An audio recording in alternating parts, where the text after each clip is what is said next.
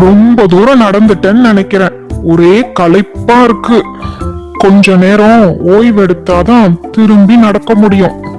அட, பக்கத்திலேயே ஒரு மரக்கட்டை இருக்கே. நம்ம ஓய்வெடுக்கிறதுக்கு இந்த இடம் வசதியா இருக்கும். வணிகர் மரக்கட்டைக்கு பக்கத்துல தன்னோட ஈட்டிய வச்சுட்டு அது மேல சாஞ்சு தூங்க ஆரம்பிச்சாரு. வணிகர் நல்லா தூங்கிக்கிட்டு இருந்தாரு. திடீர்னு மரத்துல இருந்த பழங்கள்லாம் கீழே விழ ஆரம்பிச்சுது. அதுல ஒண்ணு தூங்கிக்கிட்டு இருந்த நம்ம வணிகர் மேலையும் விழுந்துச்சு.